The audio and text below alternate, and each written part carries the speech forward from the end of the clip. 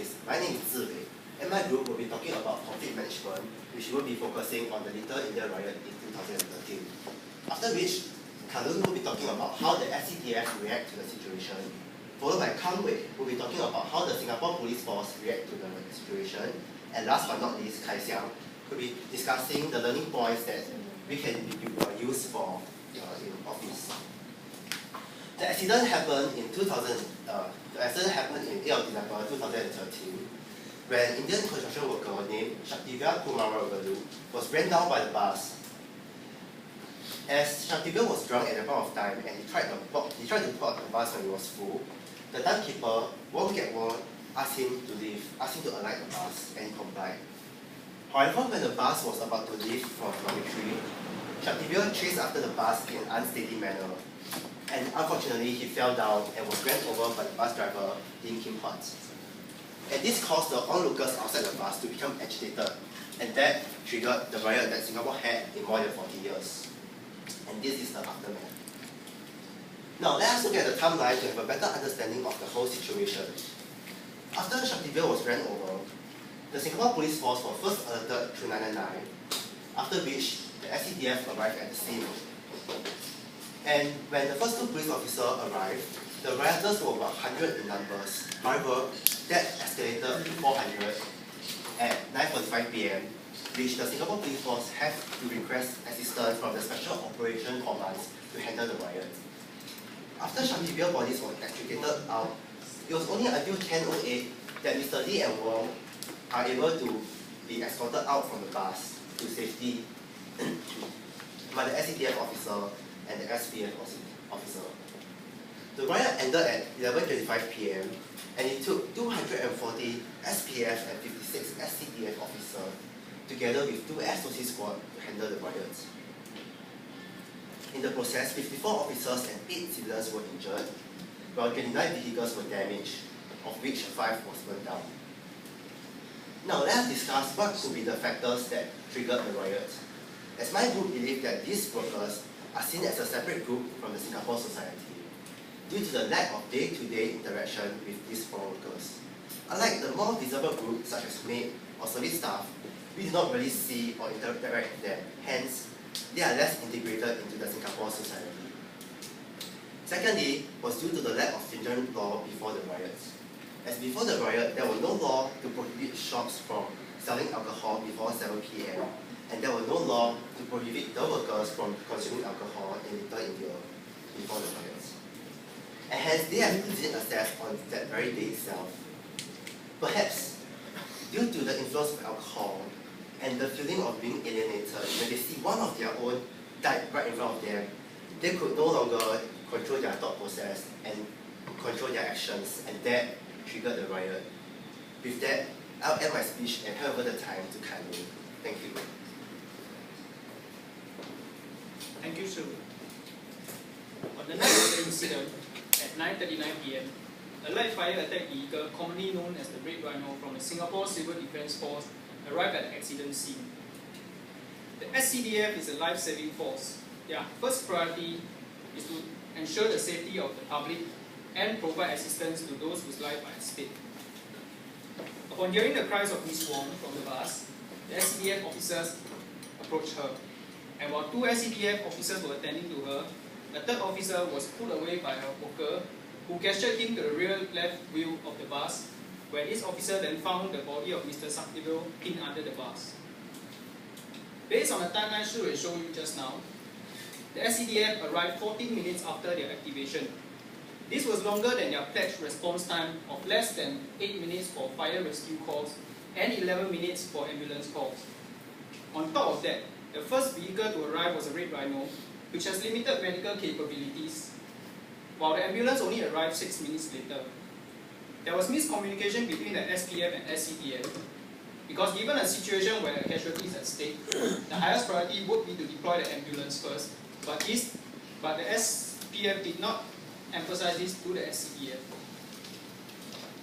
After seeing the level of damage done to the skull of Mr. Shaktivya, the officer assessed that Mr. Shaktivya was dead, and together with another team of SCDF officers that arrived shortly after, they then began to extricate the body of the deceased using hydraulic equipment. In order to ensure that SCDF officers have sufficient space to perform their duties and extrication, SPF officers form a human barrier around them. The body of the deceased was successfully retrieved and transported to the ambulance with minimal resistance from crowd. Thereafter, the SCDF then assisted SPF officers in the rescue of Mr. Lee and Ms. Wong. The SCDF officers formed a protective circle around the two victims, while SPF officers, armed with shield, formed a semicircle around them, and the cluster forced their way out of the riot zone. Throughout the entire operation of the SCDF, from attempting to communicate with Ms. Wong, extricating the body of the deceased, to the rescue operation of two victims, both SCDF and SPF officers were continuously harassed while performing their duties. Despite encountering all kinds of distraction from the rioters, both forces refrained from using violence to tackle the issue. No tear gas or water jets were used, and both forces focused on their priorities and duties. Besides the SCDF, the Singapore Police Force also played an important role in the management of this crisis. Now I'd like to invite Comm to share with you about how the SPF reacted to the situation. Okay, thank you, Kaiser. I'll now go through some of the details and analysis on how the SPF actually reacted during the course of the riot, and some key issues also be brought up for discussion. So firstly, the first reaction by the police force. At 9:23 PM when the first call came in, according to the Ministry of Home Affairs report, they reported that 2 traffic police officers were actually deployed down to the scene. However, this is what they have encountered. But at this point, no forms of actions were actually taken by them. Thankfully, 4 teams of Cisco police officers were on duty nearby, and they came forward to help. One of them happens to be a Tamil speaker, so they will get a better understanding of the whole situation. Thus, they call back to MPC and request for more manpower. However, from this particular reaction, we can see that there is a lack of ground assessment and communication skills capabilities between the 2 police officers. They did not attempt to appease the crowd, nor did they try to request for more manpower from the HQ. Next, the protective circle. During the rescue of both the driver and the timekeeper, a protective circle will actually form to escort them out, so as to get them into safety. However, this somehow angered the rioters more because they feel that they were not respected, or they feel that their lives in Singapore are quite worthless. Thus, they then directed their anger towards the police because they were expecting both the driver and the timekeeper to be actually prosecuted or even handcuffed, but instead they were under the protection of the police force. So from this, you can see that there is actually a lack of compromising skills between both parties. For the rioters, they refuse to trust the police in doing their job and tries to take the matter in their own hands. And while for the police force, they did not try to appease the crowd and try to break through the crowd using physical force. Lastly, the activation of SOC. It is the standard operating procedure to actually activate an SOC when there's a riot going on in Singapore. However, during the day of the riot, it actually took close to an hour before the SOC actually arrived at the accident scene. And by the time they arrived, the riot actually escalated into phase 2, which consists of the overturning of police vehicles and also throwing of projectiles from the rioters. So what really contributes to this long waiting time? Well, there's actually an official protocol in place before the activation of SOC. Firstly, the commander on ground, which is ASP Tank at the point of time, and also the key officer from the land division, which is DSP Julius.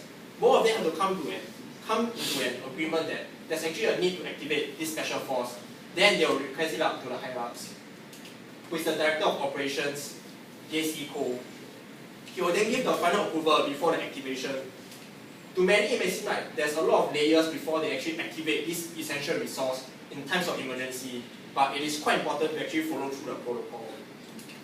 Now, I'll pass my time to Kai Sang, who will then elaborate more about how graduating students can actually apply what they learn from this particular case study into the conflicts in the place. Thank you, Kang Wei. So I shall now summarize the main points that my group mates have mentioned earlier in this presentation and talk about what we can learn from this case to apply to conflicts in the workplace. So my first point would be about the use of appropriate communication skills. The police officers did not know what to do during the riot, as there was a language barrier between the rioters and officers. Without appropriate communication skills, it might create misunderstandings unknowingly and cause conflicts. So what can we learn from this? In the workplace, normally we communicate through texting and emails, but this might not be able to convey the full message clearly. So this might cause misunderstanding between you and your co-workers and cause conflicts. Next, there were negative and positive points about the collaboration skills between the SPF and SCDF. The SPF did not emphasize to the SCDF that an ambulance was needed urgently, even though a serious accident was reported. However, the SCDF and SPF did work together to extricate the body out. Also, they helped to escort the driver and timekeeper to safety together. So, what we can learn from this is that in the workplace, teamwork is definitely very important. If you and your co-workers do not work together well in doing a project, the project will most likely fail. Hence, this will definitely cause unhappiness between both parties. Moving on to my third point, which is about the compromising skills between the rioters and the officers. The rioters were angry at the SPF for escorting the driver to safety. However, the SPF and SCDF did not even make an effort to appease the rioters. So the learning point from this is that in our workplace, different individuals have a different set of perspectives in their mind. They might think that their ideas are actually better than the others. However, if everyone is willing to compromise, we might even be able to come up with a better joint solution and avoid conflicts. Moving on to my fourth point, the process to which the SOC was being activated. This process is rather necessary because it is to prevent the misuse of available resources during the riot. So how is this relevant to the workplace? In the workplace, with its split hierarchy, it might cause more problems for the companies and jeopardize the relationship between you and your direct superior. This will definitely result in conflicts too. Last but not least, the SOC did not resort to using any forms of physical force during the riot. This is because they know that by using any form of violence, it might result in unhappiness between both parties and cause further conflicts. So, in the workplace, we should never use physical force, as this will cause further misunderstanding and unhappiness between you and your co-workers. To sum up, these are the 5 main points that my group have mentioned in this presentation. We hope that we have gained more insight, deeper and better insight with of the riot and what we can learn from it. With that, I shall end my presentation here. Thank you.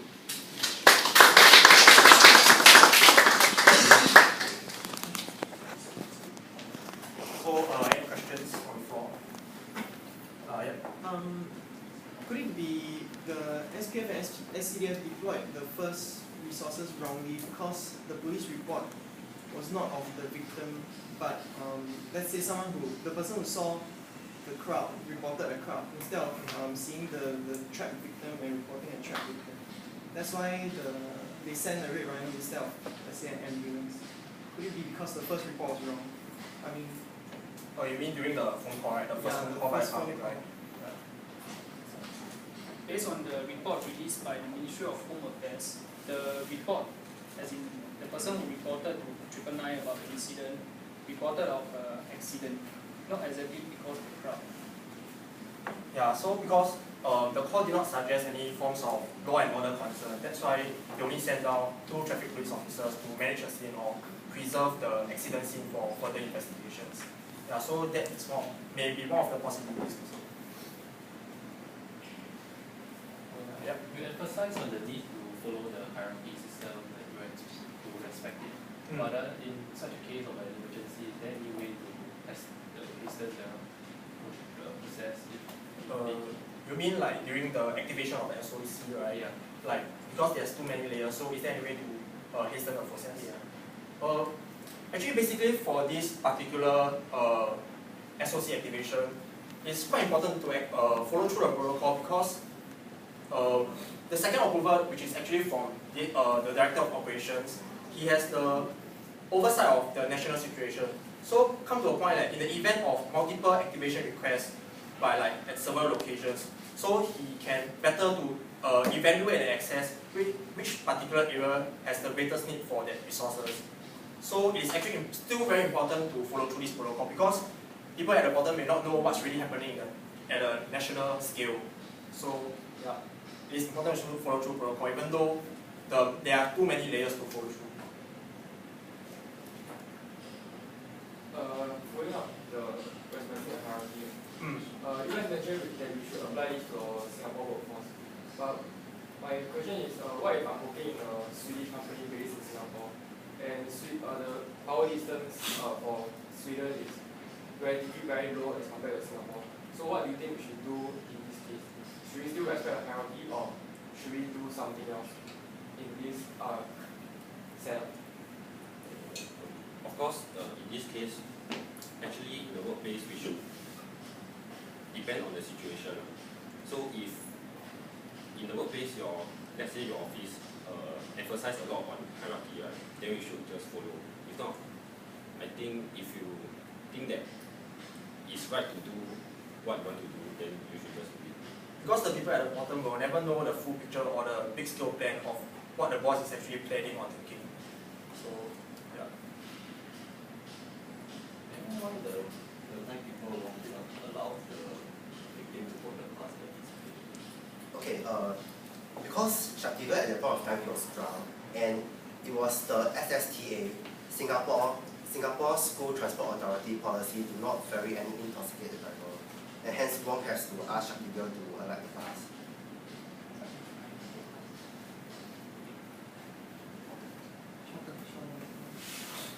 Can I ask? You mentioned that text or emails may not be able to convey message correctly, clearly, right? So, for example, the case of the riot. So, what do you suggest that we can do to avoid conflict? The reason why texting and emails might not be able to convey the full message is because sometimes in a text or email you might be sarcastic to your coworker or staff. So your coworker might misunderstand the situation and cause more problems to the company. So it would be better if you just approach or clarify your coworker directly and understand the whole situation so that you will meet more problems. So what can the two officers that were on the ground, what can they do? The first two were on the scene, right, and none of them can speak Tamil, right? Yeah. Then what can you do to communicate? Oh, you're talking about SDF officers, right? For example, yeah, in the case Actually, I feel in that case, right, maybe they can approach one of the passerby or anybody who are able to speak Tamil and English at the same time to be the middleman to translate their message.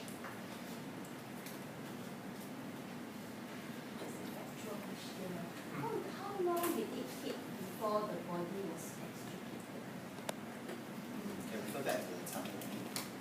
How long did it take for SCDF to extricate the body? Who did they deal with first?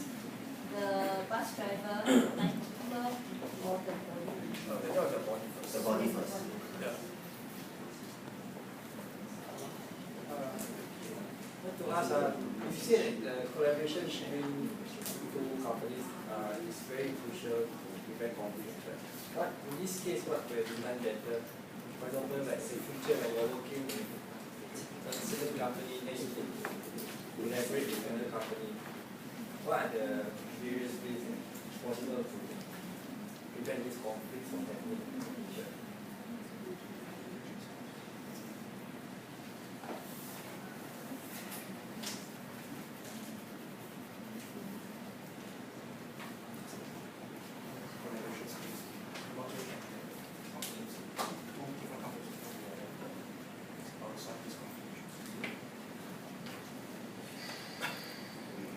I probably set up a meeting and clarify the issues and come up with a joint solution that is better for, is good for both companies. So then after that, they can compromise with each other and come up with a final solution to collaborate with each other. I think to add on Kaisang's answer, it could be when two companies wanted to collaborate with each other, is where the higher up first they have meeting and discuss what is their maybe their agenda, what they want to achieve at the end. And as the project undergoes is where the people underneath who will really experience the solution. So what I think what they can do is, for those people who are handling the project, when they experience the solution, they can feedback up to their higher up, so that the higher up can maybe hold another meeting to clarify the situation and then relay the conclusions back down to their workers. So in this case, how can you use the collaborating? Sorry. In this particular case, the riot, right? So the riot is the So you said something about compromising and you didn't compromise. So who is it that did not compromise? Actually, it's both parties that do not compromise. Who's the most compromise? The rioters and the SPF in this case. Because like the rioters, like they did not trust the police enough for them to do their own, to do what they are supposed to do, and decides to go on a riot. But as far as police force, they did not take any forms of action to try to appease the crowd. The riot happened before the police came, right? It's not so much about riot, but more about a crowd gathering around the accident scene. So it hasn't escalated into phase 2 of the riot. It consists of all the physical force and all the overturning of vehicles. So the phase 1 was basically just, all the workers circulating around. Yeah, it's more of a peaceful kind of setting, not so physical kind of thing. And the compromise would be what? As in both try to give in or try to work a solution out. But so at the police point of view, they just want to rescue both the bus driver and the timekeeper. So they somehow use physical force, which is forming a protective circle, to escort them out of the scene. While for the rioters, after that they just escalated into phase 2 of the riot, which just go on to the physical part.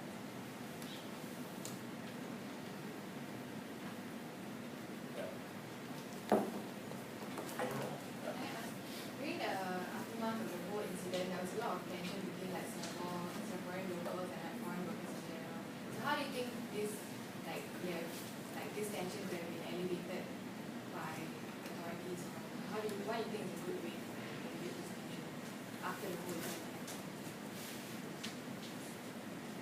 What do you think? You mean your question was, what do you think is a good way to alleviate the tension? Okay, first of all, you need to understand that the conflict arises because of the foreign workers were under alcohol intoxication, which means they are not in the right sense of mind. And when they saw an injustice, a social injustice, they decided to take justice into their own hands. So to answer your question on what can be done to alleviate, is that the government actually imposed an alcohol ban nationwide thereafter this, particularly in response to this incident. But even with the alcohol ban, actually, there were a lot of people who were angry with the alcohol ban, how it was very natural. Yeah. So is there like any work for other social ways to help them understand, help the locals understand?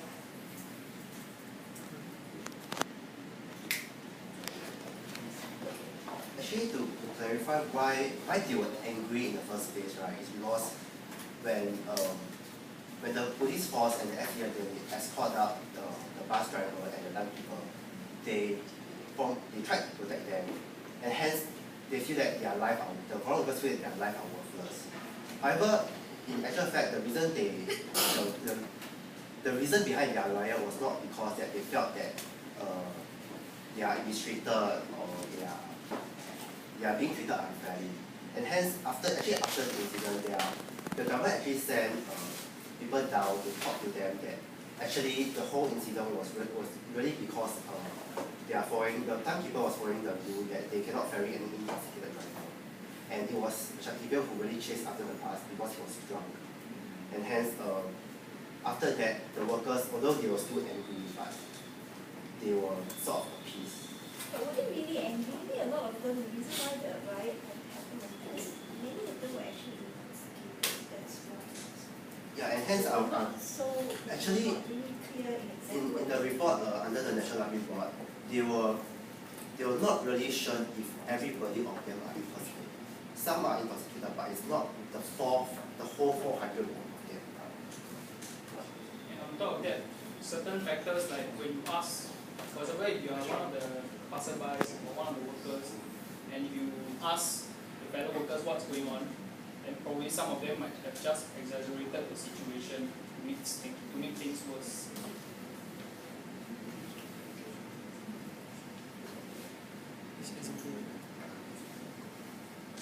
If there's no more question, then we'll end our presentation. Thank you.